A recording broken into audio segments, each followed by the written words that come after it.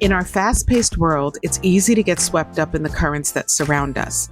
But we are the authors of our own life story, and we are infinitely capable of creating the change we want to see within us and beyond. Welcome to Shaping Freedom, a show where we explore and share practical ways to cultivate extraordinary life experiences. I'm your host, Lisanne Basquiat. I'm a teacher, entrepreneur, and life strategist. After a career as a corporate executive, I embarked on my own path of entrepreneurship and focused on the human and spirit connection.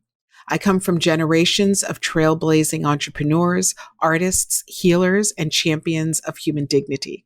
This week, I'm joined by corporate inclusion visionary and author Deepa Purushothaman. A former senior partner at Deloitte, Deepa spent more than 20 years helping clients grow. She was the first woman of color and one of the youngest people to make partner in the firm's history. From the outside, everything looked like it was going well, but a severe health scare amplified by consistently working 100-hour work weeks forced her to ask herself a big question. Do I have to do a job like this to feel worthy? It was this question that encouraged Deepa to completely reimagine and reevaluate what she needed to feel healthy and whole. Eventually, Deepa left Deloitte and founded N-Formation, a membership-based community for professional women of color. In 2022, she published her first book, The First, the Few, the Only: How Women of Color Can Redefine Power in Corporate America. And she continues to speak on the themes of power, inclusion, leadership, and advancing women. I highly recommend her TED Talks, which have almost 3 million views. In today's episode, Deepa and I talk about the experience of being first generation, the pressures that come with being a woman of color in corporate America, and how we tend to use our careers to carve a sense of identity and belonging.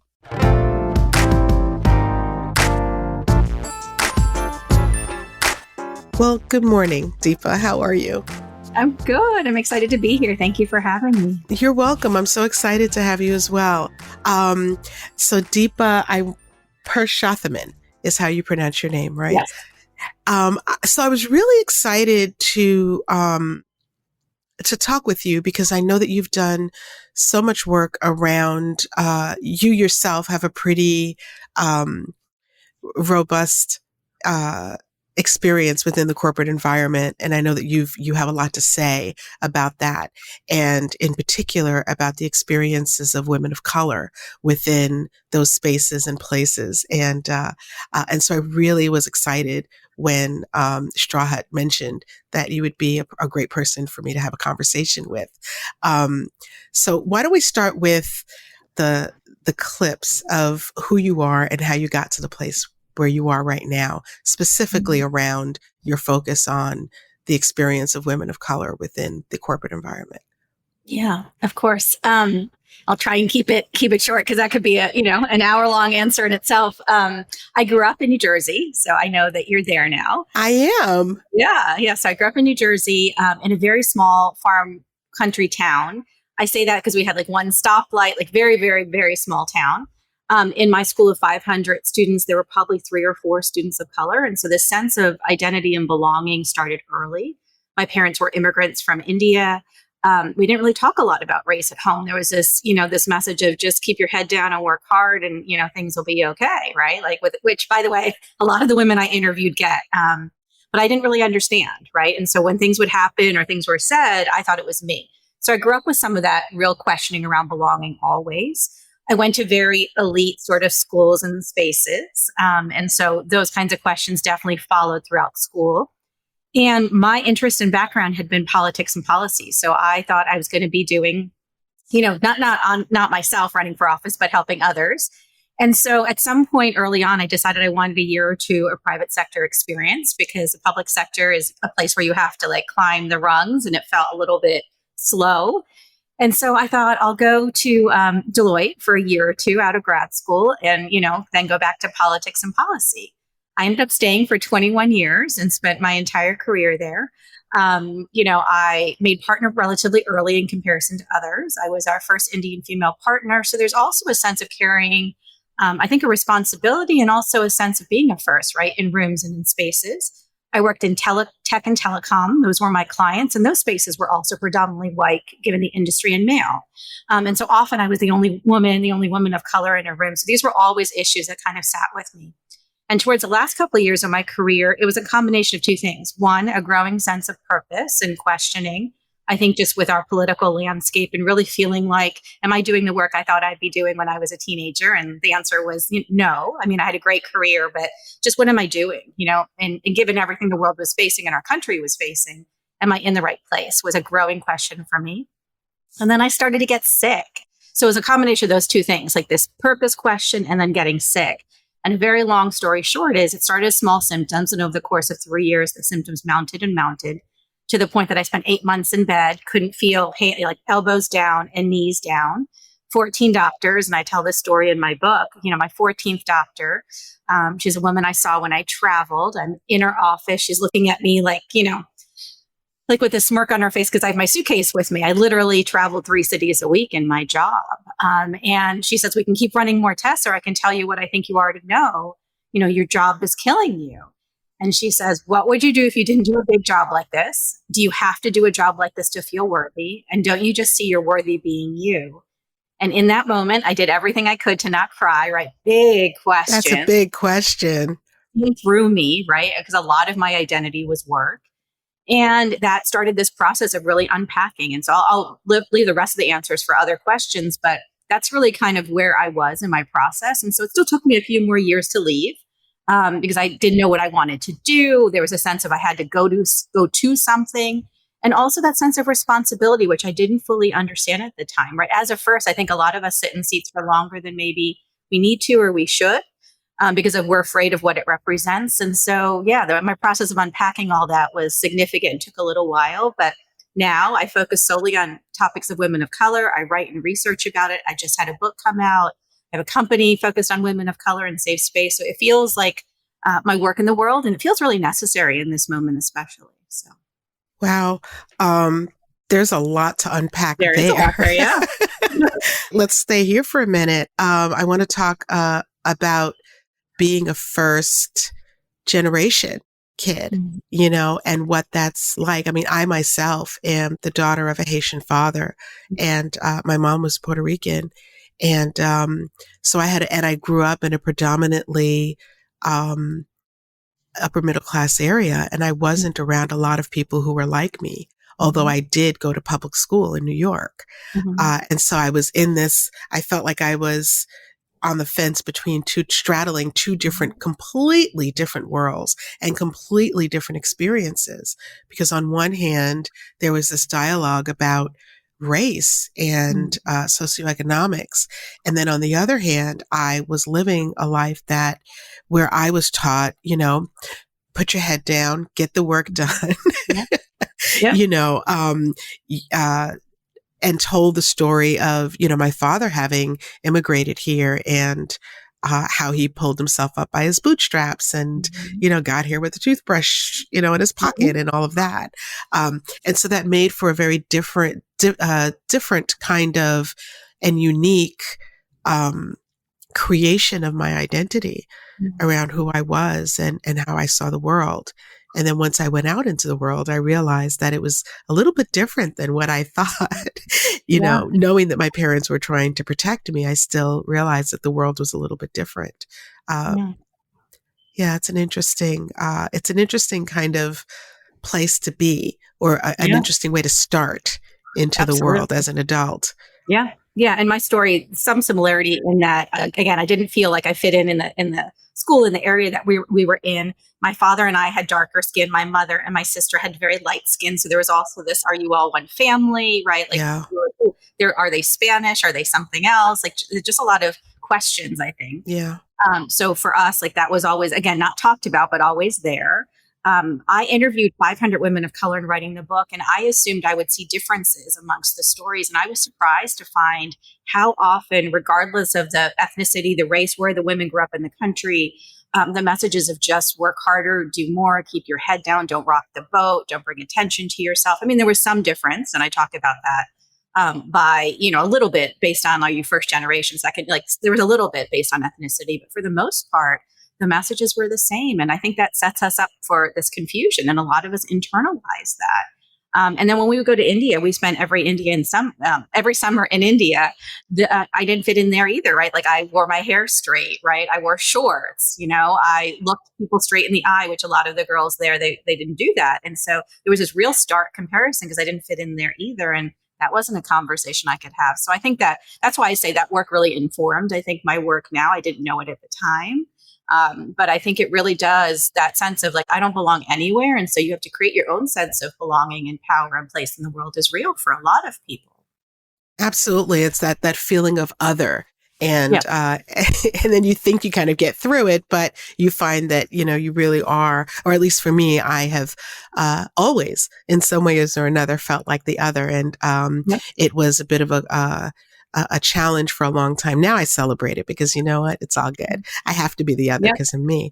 I wanted to ask you about, you talked about getting to Deloitte and getting to this place where you went to a lot of doctors, but at the end of the day, the real issue, while you may have had some external symptomatic things, the real issue was the way that you were working yourself and the work lifestyle that you had. And I know that a lot of people struggle with that. People who are entrepreneurs and people who are in corporate. I know I myself, when I worked in corporate and even today, I some of that like work hard, go accomplish, work ethic is still with me. And I really appreciate that. I have to work really hard to stay, balanced with my self-care as well. Can you tell me a little bit more about your burnout story and how did you process someone telling you that the thing that was your identity, the thing that kind of made Deepa who Deepa was at the time, how you process that? Yeah, I think through a lot of like I said, tears and confusion, a lot of conversations. I think, had I not been having that growing conversation around purpose already for probably 2 years before that health conversation came up, I think it would have been harder. I think because of what was happening in our country, I was that sense of belonging for a lot of people was there. And I think a lot of us had never talked about that openly before because there was shame and pain in that for a lot of us. I mean, we I think sometimes there's a black-white conversation in this country, but especially for the rest of us, that space hasn't always existed to even talk about that. And so I think that had that not been there, I think that the health conversation would have been harder. But I think for me, it was almost like another sign of, here's another thing. You're not living your life's purpose. I came to find I was really sick. So to be really clear, I do think the way I was working 3 cities, I was on a plane, 3 times a week.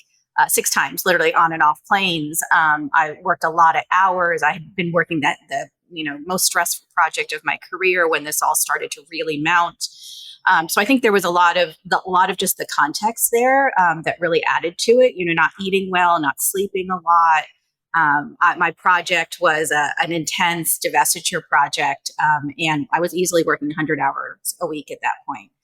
So there's just a lot going on. And so I think some of it is related to that, not necessarily the job. And, I spent a lot of time wondering if I was to go back to the job, would I do it differently? And are there ways to do it differently? And I think that's some of this, right? I don't think the only answers are to quit or to not do it. But for me, because of that identity being totally wrapped up in how I was, I couldn't parse that all out. I couldn't see that. So it started, like I said, as small things like headaches and adrenal fatigue, stomach pains. And then over the course of the years, it just kind of really grown. And I'd ignored a lot of it. And so for me, the path to, recovery, that doctor didn't give me I have late stage Lyme, which is part of what I carry.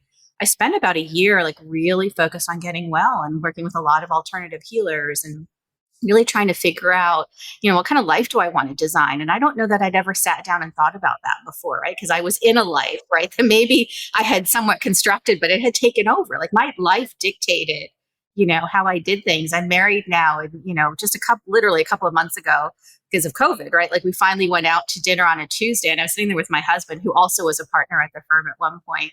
And we're we never in our entire lives went to dinner on a Tuesday, with a friend or with, like with our significant other, that because we were on the road, that just didn't happen. So there were a lot of things that I remember thinking like, I don't get to do normal people things, right? Air quotes. And there was something about like, and that was okay. That was like the sacrifice of the job. And a lot of my work and research now is like, what have we been taught to sacrifice, right, to get ahead, to succeed? And are we conscious of that programming? I mean, I think some of it came from my immigrant family, indoctrination of like work harder, do more, security, begets safety, and longevity. And I don't know that those things are really true in my belief system anymore, but it took a lot of work to rewire those things, to unpack those things, and to really ask myself, like, for me, it was never the money; it was the security, right? The being in a big company, like what my parents, had convinced me that brought, that really I think was there, that I had to really unpack. And now I know as an entrepreneur, like I can make my own way. Like I took those skills with me. It's yes, the company was, great, and I had a great experience for a very long time. But I can still open doors. I can still do a lot of things, right? I'm only out like 2.5 years and look at the world that I created, right? So I think sometimes we forget that we are, the things we have learned to do, and that you don't leave those behind when you leave a company. So there was a lot of that for me. But the process itself, because I think it ties also to the work I do now, I started meeting with women of color in an attempt to figure out, where do I want to go? What do I want to do? It started as one-on-one dinners, and then over the course of a year, it turned into about a dozen dinners across the country, where we gathered 20 to 30 senior women of color each. We were just networking, chatting. This is before George Floyd's murder, so we did not talk about race at work and some of the conversations we're having now. I thought we're getting in the room for an hour or two. 6, 7, 8 hours later, we would still be in the room talking, finishing each other's sentences. And that's when I realized there's something here. There's something that feels very consistent across all of us. A lot of us were sick, a lot of us, all these things. So I think there's a lot there too. One of the most surprising things in the research is that 2 out of 3 women that I've interviewed are physically sick, from, I think, the way that they work, right? And the physical manifestations of that. We don't talk about that enough. We've started to talk about the mental health and the burnout, but we don't talk about the physical manifestations of those symptoms. And that's part of what I think is really important to start talking about. I agree. And I think it really speaks to the way that many of us have been programmed, which is to ignore, to really disconnect from our bodies. And I think in particular, I can't speak for men, but I know for women, a lot of us are taught to kind of live completely here in our heads and to make all of our decisions there, and to put the trust in what gets created in and comes out of our head, and to not trust or mistrust what's in our bodies. And so what that winds up doing is creating a fragmented being, out of yourself. And so when these, emotional and mental things start to manifest themselves physically, a lot of times women will ignore it because either we see it as weakness, or we believe that we have to just keep trudging along, or we believe that there is no space in our own lives for our own feelings and nurturing.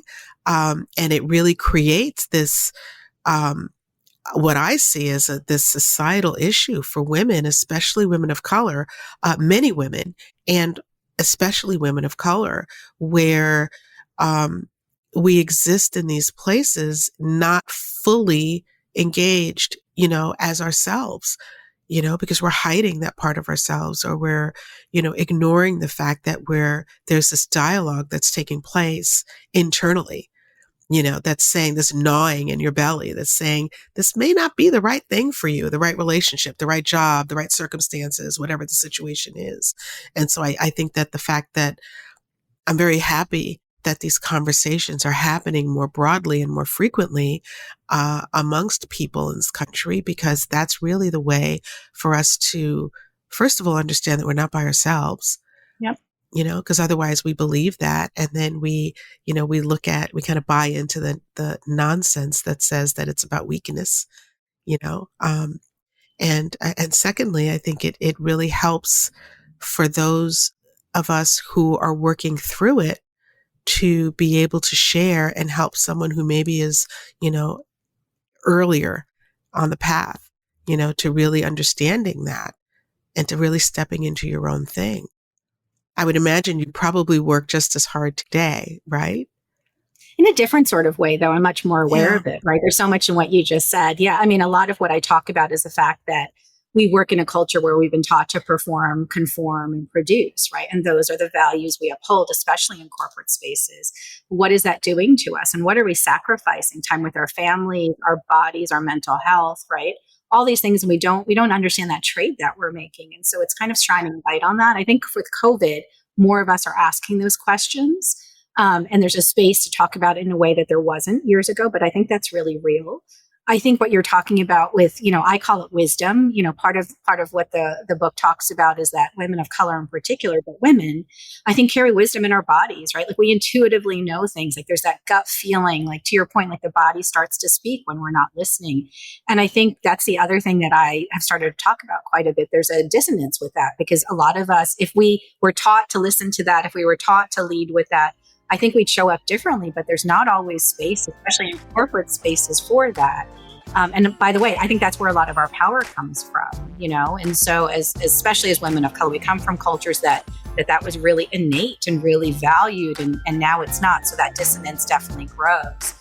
So yes, I think there's a lot there. I think there's ways to come back to it, but I also think that's what the work is right now, is for us to start to listen to that and realize there's different ways of leading and showing up, and we need to make space for more of us to do that.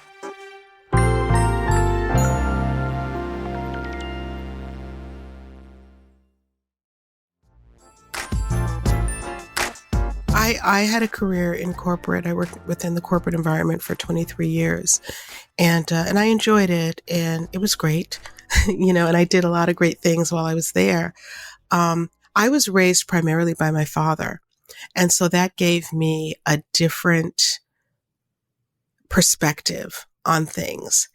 And so what it did in a lot of ways is that it helped me to accomplish things. It helped me to, in some ways, kind of just get out of the chatter and just get things done. And it also, in a lot of ways, helped me to put to sleep the parts of me that, the wisdom, that inner wisdom that I had, because I didn't believe at the time that there was a place for that in my professional life. That was something that, so I kind of straddled the fence, as I mentioned before, between like, I have to do the thing and be hard and, make sure things get done, which was a really interesting experience to have, because then I started to, my inner wisdom just got louder and louder. And it was like, no, this isn't, this isn't the thing that I want to do. And so I went through a similar situation, not to the extent of, having any necessarily a diagnosis, but the diagnosis was really just not wrong living. I don't know a better way to say it, that I just was not living in alignment with who I really was. And I was doing things that felt similar to who I am. I was doing enterprise-wide project leadership things and organizational change management, and all that was great. And it, kind of skirted along the lines of what I really am interested in.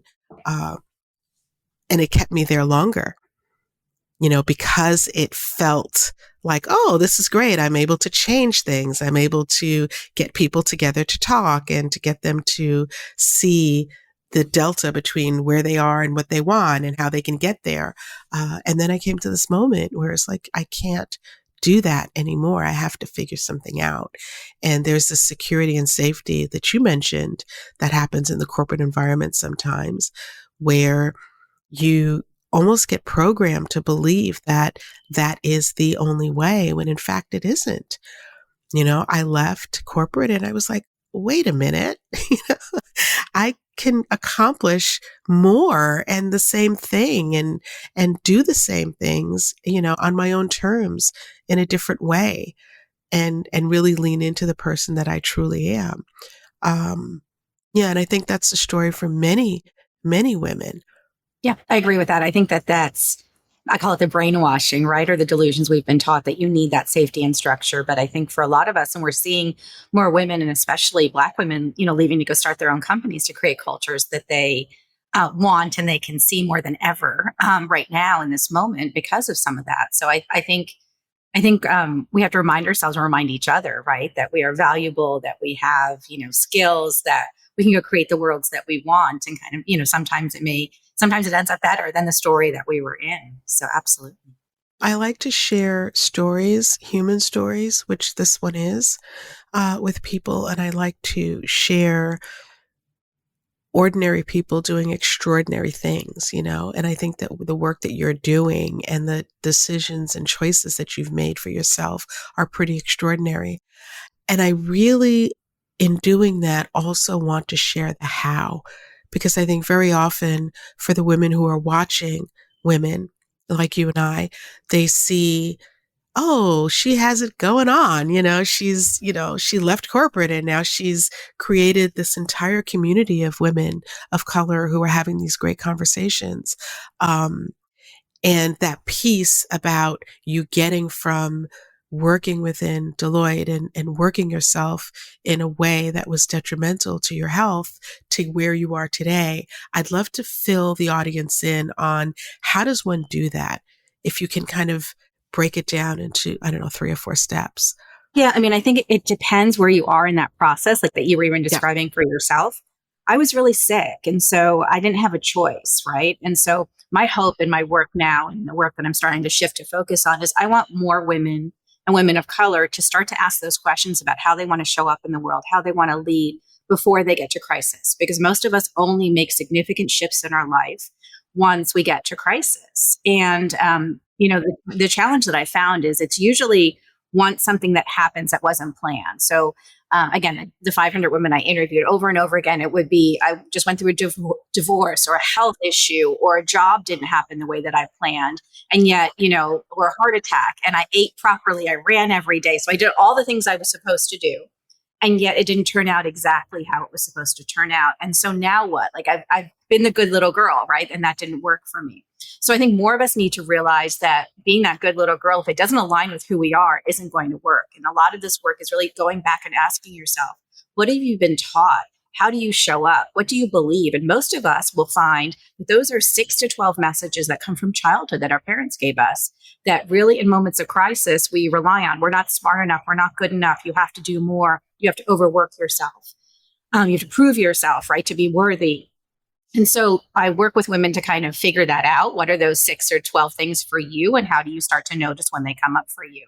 But a lot of this work is working with people. So I had a lot of, again, because I was physically sick, I had a lot of coaches and spiritual healers. Lyme disease is really different because you can't just go to see a doctor and take a pill. It's not that sort of thing. It's hard to diagnose. There's a lot of like mystery and even disbelief around it. And so I saw people out all over the world. So I work with a lot of shamans, a lot of alternative healers, like a lot of like very people who kind of bring light to different aspects, right, of wisdom and power. And so that's really kind of where I got my relief. But a lot of it came back to, I think I was living more of the narrative that my parents had written for me and realizing as an adult, is that who I wanted to be? And does that really make me happy? And then sitting and literally working with people to figure out, like, what do I want my day to look like? What do I want my week to look like? If I could write anything on a piece, and, we're having some of this conversation at a good time, as we get to the beginning of the year, what do people want their life to look like? This is a great time to sit down and give yourself permission to write out. Like, it could be just words, it could be pictures, it could be anything, but we don't often just sit there and say, like, literally, what do I want my days to look like? Do I want to be on Zoom? Do I want to be, working from my home office? Do I want to be doing more creative work? You can't get to what you want to get to if you don't let yourself think about what that is. And so that's the disconnect I find with a lot of people. So my work was just with a lot of coaches, unprogramming and then reprogramming. What does that look like? If I'm not on a plane 3 times a week. And my initial focus was just getting well. And then it kind of grew from there. And a lot of what I believe is the universe. And again, I've gotten a little bit more woo-woo, as some people call it, as I went through my health scare. But I think the universe brings you what you need when you're ready for it. But so many of us are so busy, right? Like in that productivity circle. We don't even see it when it shows up. So I found with the book, and I have found the last couple of years, when I need something, it shows up. Like I'm looking for an interview or I need a particular story. The next week, those 3 women will show up, right? Or, I need some sort of connection I don't know, the entertainment space. 2 days later, my husband's sitting at, dinner with some celebrity. Like it's really interesting how that works. And so but sometimes we're so busy thinking we have created the world that we want that we don't step back to realize like some of these things are wisdom. Some of these things are signals of where we can go. So my advice is really don't wait till crisis. Really do the work of figuring out, what makes you tick and what of that is really helpful to you and what is it time to let go of. And then really doing the work around what kind of life do you want? And that feels really big. So start with what kind of day do you want to have? How do you want to work every week? And then kind of build to the life that you want. Yeah, I really love that. It's really that self-inquiry, and really taking a look. I think that so often we, go through childhood and then we go through school and then we get into, whatever work we're going to do and we follow the constructs that have been presented to us and we fall within them and we get fully indoctrinated into that. And then having that moment of clarity and create and and an awareness of your ability to actually create your own life, and decide how you're going to do things. And we don't function in a 9 to 5, which I don't know many people who work that, but we don't function in this lifestyle that's been laid out for us. Yeah. And it takes a little bit of work and tweaking and course correction sometimes to really find the groove that works for you, but it's possible. Yes. And you have to believe that it's possible first, because otherwise we find ourselves like kind of walking the 12 steps of someone else's vision for us or some organization's vision for how they're going to achieve the goals and objectives that they've set out. And we ignore our own. Exactly. Yeah, most of the women I interviewed are living, the values or the dreams or the definitions of their parents, and they haven't taken the time to unpack that. When I was thinking of quitting, like finally towards the end of resigning, I wasn't clearly going to something. Like I knew I needed some space. I needed some time. I didn't exactly know what it was going to look like. And I got so much feedback from people that I had to be going to something. We also live in a society where you don't give yourself a break. What are you doing? What are you doing? You have to be doing right? something. It has to be better or equal, right? Like they couldn't understand leaving a partnership to like an undefined location. So I would also say, and I had the privilege of taking some time off, right? Not everybody does, but sometimes it's the space that actually allows you to rewrite. It's very hard to rewrite a new life when you're living in your old life and when you're kind of in that sort of cycle and in that sort of productivity, right? Where you're always working. It's hard to unplug. And I would also say it sometimes takes the women I work with like 6 to 8 months to really have their bodies even come off of the adrenaline that a lot of us are in when you're in that sort of pace.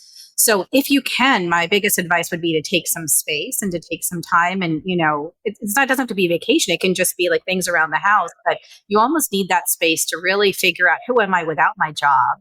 And then to start to think about what you want to do. Because sometimes when you envision when you're in it, you're going to just recreate because you don't even know that you could break out of that mold because it's so in part of, in your blood and what you do every day. So I think that's the hard part. You just reminded me of like the first year after being in corporate where I found myself moving faster than other people, but there was no reason to.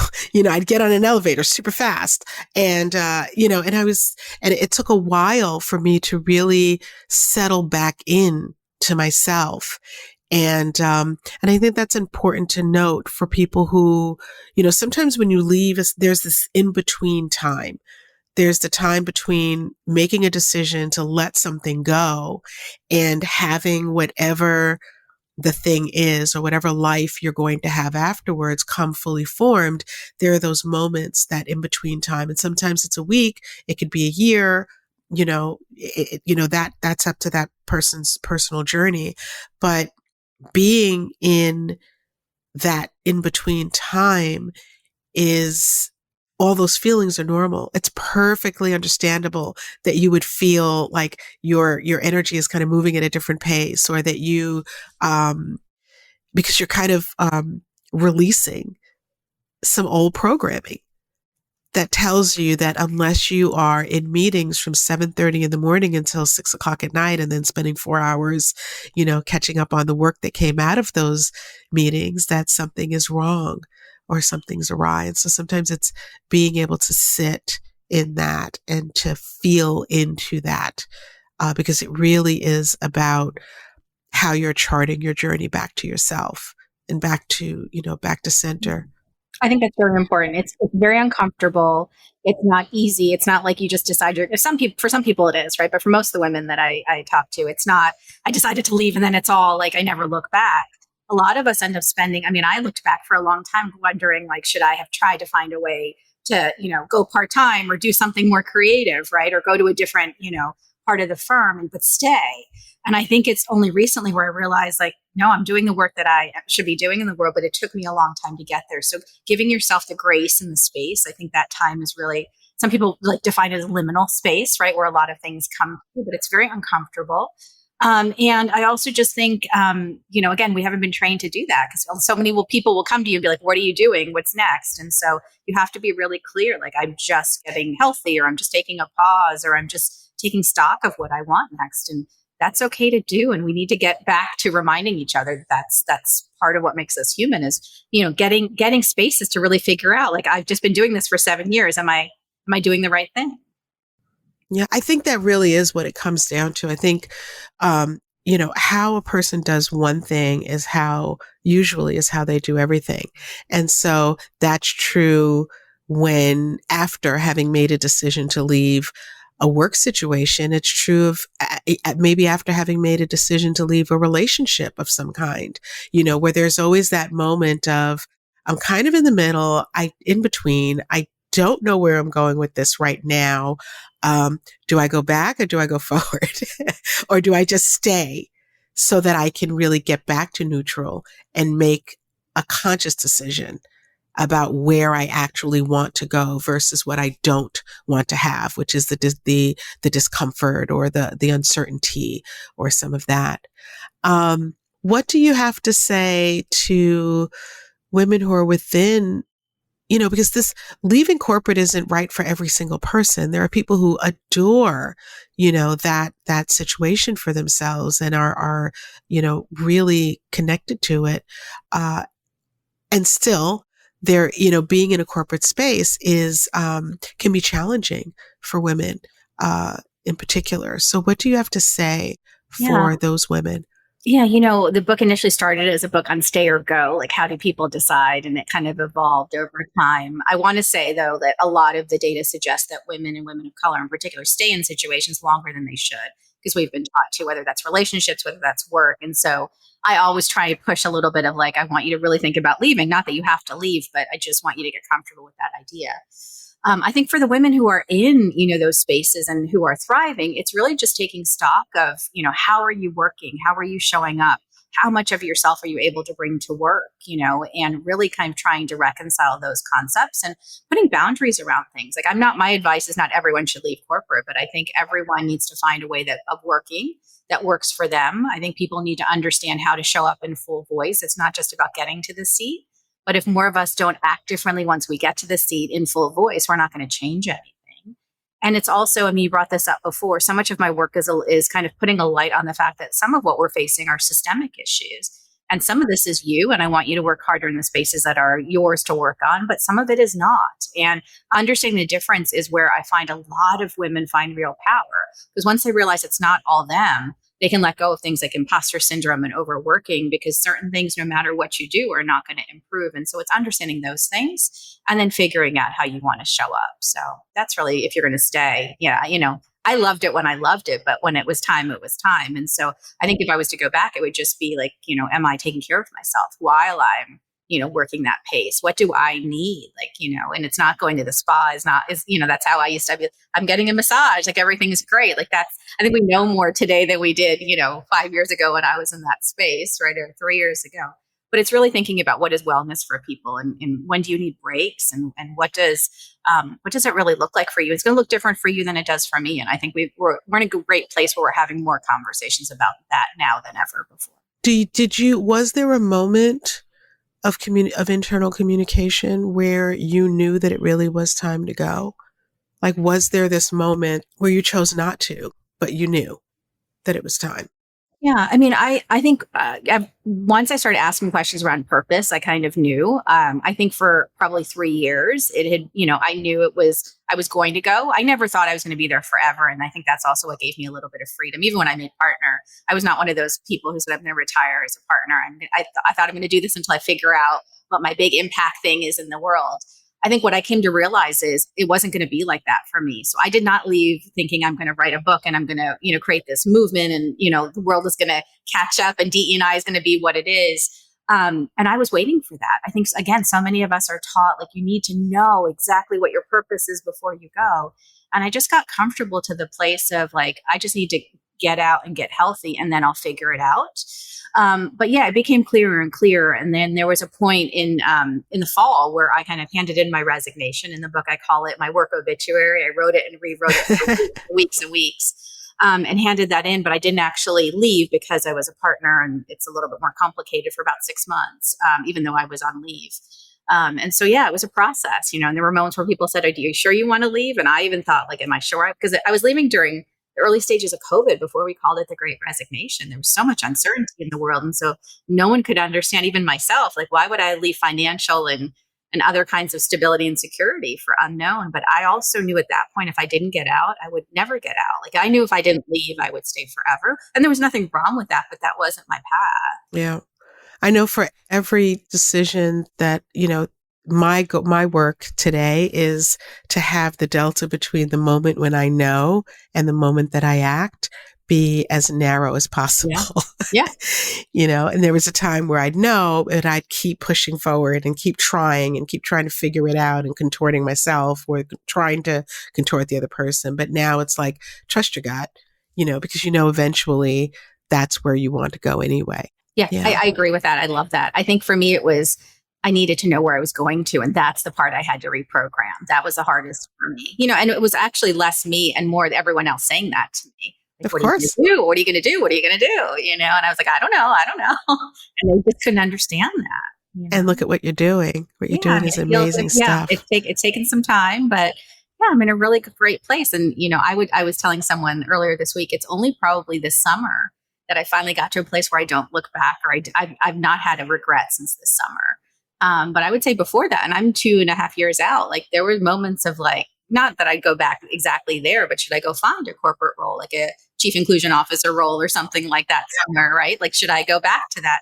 And it's past. So I also want to just, share for your listeners that it's not that you leave and you never have doubts. It's just that you learn to sit with them, and keep going.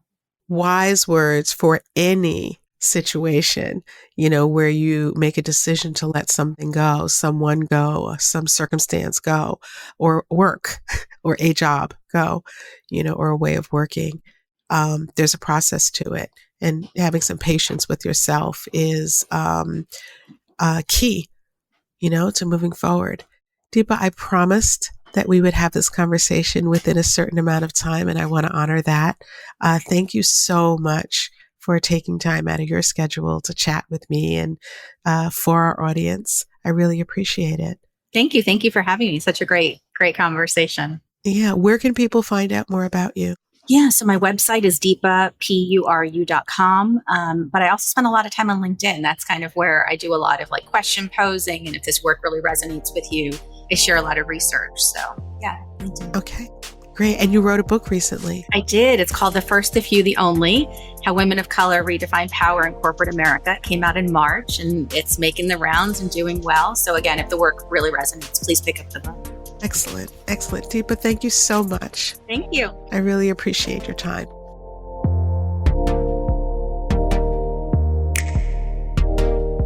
Thank you so much for listening. I hope our conversation encourages you to think about the big question in your own life. Do I have to do a job like this to feel worthy? While I can't answer it for you, what I can do is offer you this. Your mental and physical health are the most important things in your life. And when they're in the best state, everything else follows suit. It's easy in corporate culture to idolize impossibly long hours, regardless of their negative effect. But it doesn't mean that they should be tied to your sense of self-worth, and it doesn't mean that your worth is tied to your career. When we embrace ourselves and find our worth and our own sense of purpose, we create a culture that not only helps us thrive, but also paves the way for others to thrive as well. My friends, thank you for sharing this space with me. I appreciate you.